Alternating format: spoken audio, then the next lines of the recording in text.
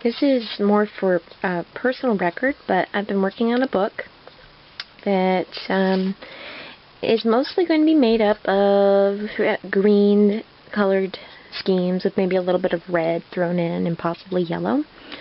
But this is my recent project, and I actually wanted to go over some things that I've been experimenting with on paper bag pages to figure out how to make them look the nicest in the book without all the rough edges and the torn spots. So I'll talk about that real quick once I'm go over the basic details of this project that I'm working on. I'm actually making this book out of some packaging from a vapor thingy. It's a Linkio, I think is what it's called. And I just want to go over how I try to use every scrap of a paper bag or a box or whatever I tear apart to make into a junk journal. And I think that trying to figure out how to use every scrap is a fun way to challenge yourself in that respect. So I'm going to show you what I've done with two Whole Foods paper bags. And some paper bags actually come with detailed sides or even fronts, and in this case Whole Foods paper bags have this interesting lettering on the side, all in green. So I actually cut down the sides and got 4 of these strips from the bag, and some of it I have cut up into pieces for lining the inside of the cover. And I've also made a couple of inner linings. This is to be glued on the front. And I even saved the strips for decorating or using on other smaller pieces in the book. So even the scraps, the small scraps, are useful.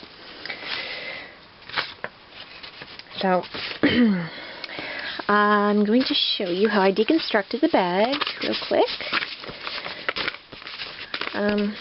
This is relatively simple.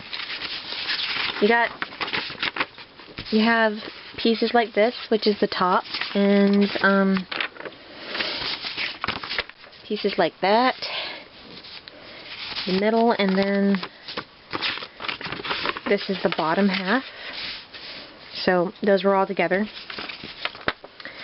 And so what I did for this one is I made my measurements and found out that the book is about 14 by 14 for page sizes. And I haven't cut these down lengthwise yet, but I have cut them to size 14, which ended up getting me about 3 sections of the bag. So once I cut them out, I folded them in half, and I got sturdy pages that I could use for just, blank areas. But there are other ways to use this, and that's where I wanted to talk about these. I had gotten 1 blank page out of part of the other side of the bag, and then this top part where you tear off the handles, it usually leaves like this rough spot where the glue was, and then these rough edges up here can kind of get in the way of the book depending on what you're doing and how you're using it. But because I like a cleaner look, and I really didn't want to cover this, try to cover it with scrapbook paper or anything like that as a page, I found another way to use it. And a quick example, you can use rough edges like this in your book as a page, but you'll just probably want to cover up that booger there with some scrapbook paper or whatever you'd like. But to avoid that, so I don't have to cut up scrapbook paper and whatever, I scored a line along the top part where the boogered edges just meet, and then I folded that down, and what that gives me is the beginning of a pocket system. So that makes a strip from the very top of the bag, and that strip can be taken and applied to another page by gluing in the tab parts of that strip. And then those, depending on the length of your book, which in this case is 14, and this page happens to be about 15 centimeters, I can actually fold down the edge to make the pocket complete, and then remove part of the top to make it clean. So you can do a number of things with a folded over pocket piece to hide the boogered spots.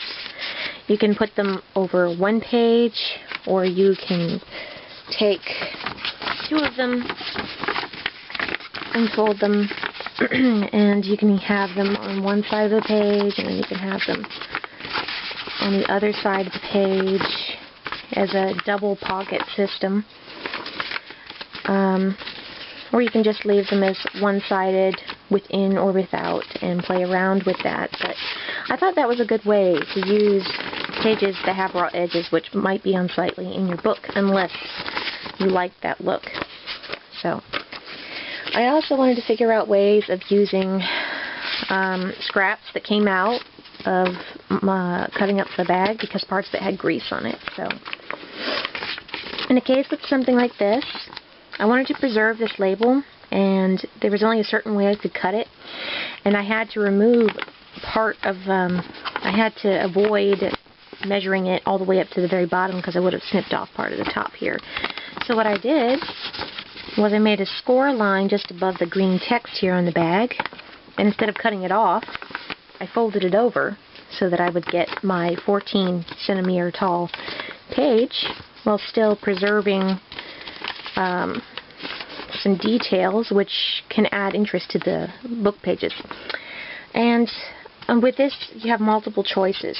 You can either glue this strip down if you're doing something like this and leave it that way, or you can take another strip of paper that you might have left over, and you can either glue it over top and leave the text showing, glue it directly to the edge, cover up the text.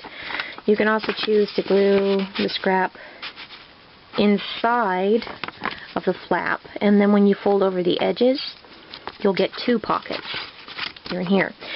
But if you don't want to do that, and you decide to just go with putting it over top like this, you can make a tuck spot to cover up the boogered edges here. This is also from atop of the bag, and you can make tuck spots out of other scraps of paper, so I'm going to be making tuck spots out of some scraps from the side of the bag for this. And that leads to an example of what I actually started doing here. I took one of the pages, if I can find it.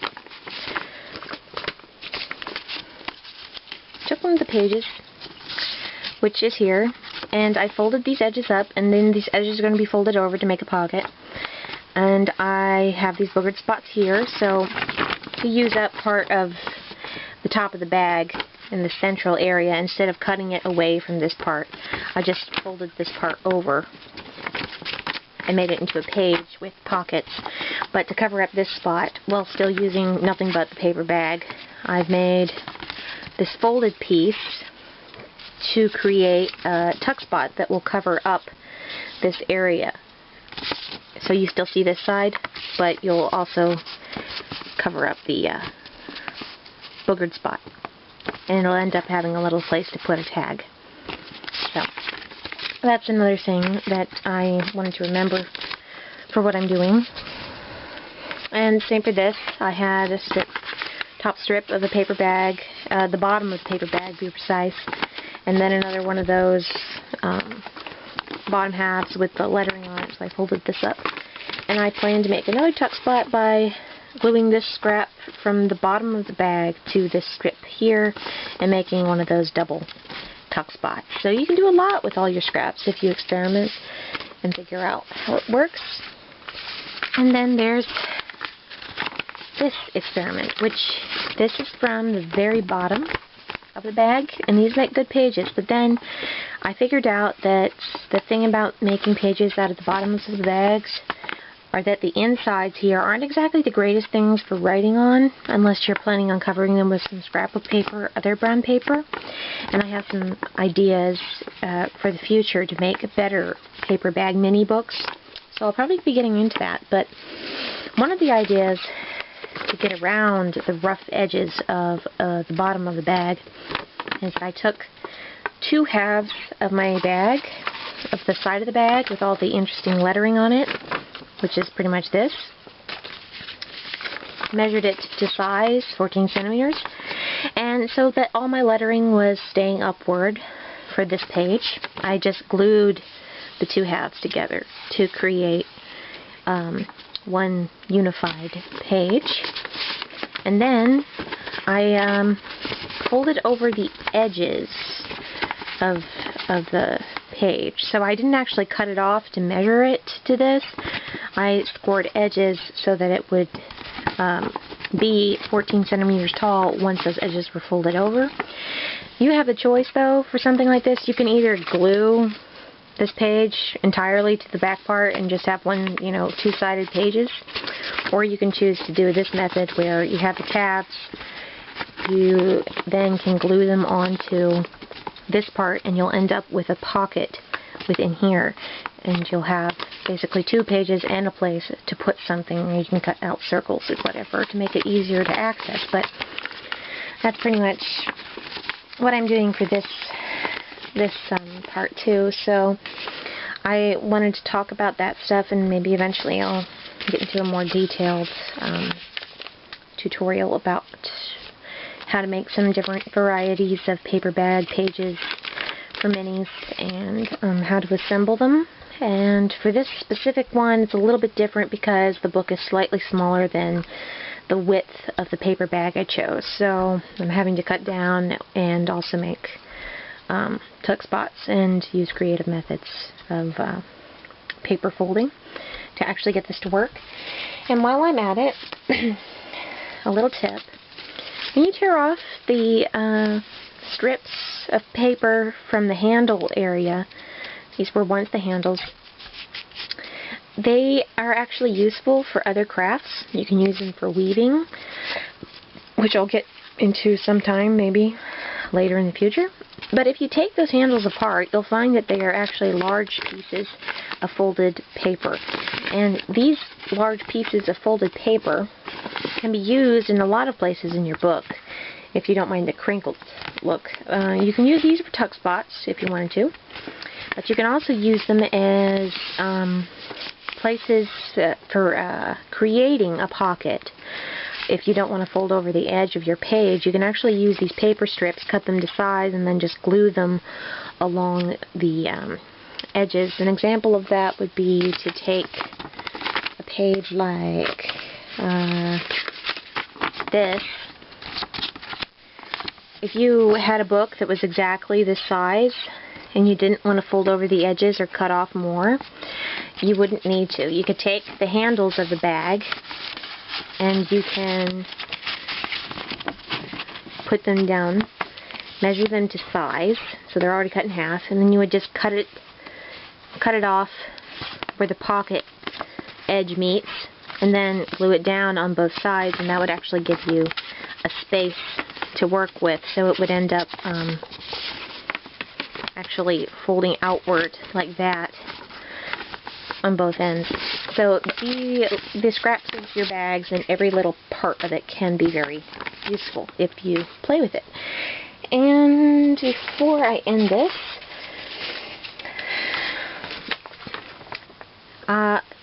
that page that I was talking about with this one, I almost forgot to mention. If you choose not to use these as tabs and create a pocket, you can also make long pages of the details and then just fold the edges over if you wanted to, and glue them down as page decor. So it works in many, many ways depending on what you want to do. So you can have it like that, or you can glue the tabs over and have it as a whole page.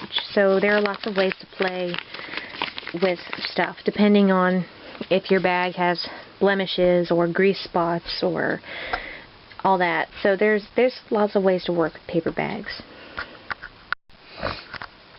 Okay, getting back to a few details that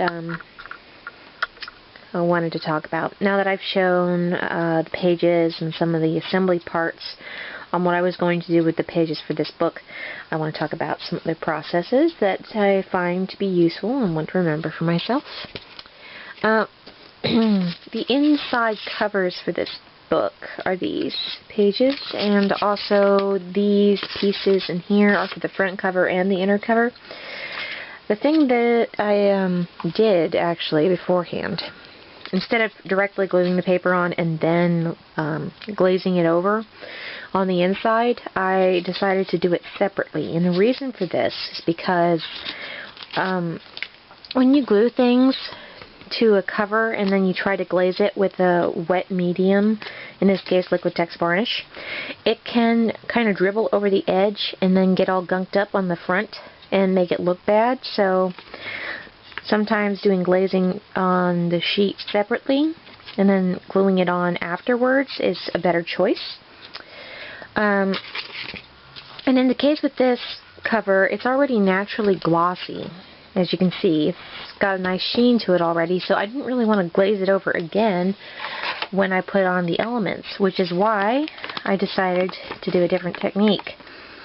I took the elements for my front cover and my inner cover that were smaller, and I glued them all to a single page. And the reason for this is because I wanted to make it easier to glaze them all at the same time. Because if I wouldn't have done this, I would have had to hold on to these little strips here and try to glaze them while holding on to the ends, and that would have been a pain. So I just glued them all to another thin sheet of paper and then glazed them all over. So these tabs will be glued on the inside, and these parts are already shiny and prepared for the front of the cover, which can now be decorated with them, now that I've got them all glossy to match. So I also went ahead and drew some circles on some scrap paper to accent button closures, which I've started making for the book. And these little button closures are just made of scrap cardboard, which I plan to cover with a little bit of paper and then poke holes into it and use these on the part of the closure for the ribbon or elastic strand. The other thing I'd like to get into is just to show how exactly the pages went together. I've added 3 signatures in total, using only 3 bags for these signatures. So, remember what I was talking about with the pages being glued together? Here it is, all finished, glued together, and that creates a pocket. So what I might do next is cut a hole, like a little half circle on either edge, to imply these are pockets. And then I have these all finished, this page. Remember I was talking about covering up the rough edges here. And so I took scraps of paper and folded them over, and now I have tuck spots on either side along with pockets that go in there. And then I just added my blank pages where needed. And I also have this page, which is 2 of those end pieces glued onto my cover, and it makes a pocket here and pockets here and here. So when you put that in, you get multiple pockets, and then there's just a nice center blank page. And I did similar for the back side, only this version is the one with the double tuck spot, and even these corner parts can become tuck spots. So there are a lot of places to add stuff. And then I also made more of those tuck spots with double pocket here and here. And then I also did the technique of taking one whole strip of paper, cutting it down to size, and then gluing over the edges to accent it, as I spoke about before.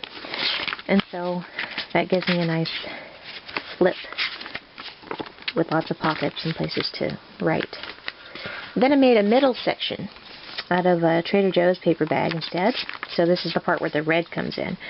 So I got this page, and then I made this page by using a strip of the blank paper, and it becomes a pocket when you turn it into a book, it becomes 2 pockets. And so I also have this here, which became a tuck spot sort of thing. And then I have this small spot here, which is made of scraps, and it has a tuck spot, and you can see that it was just a small strip turned into a folded up tuck spot with, I folded over some tabs to make it.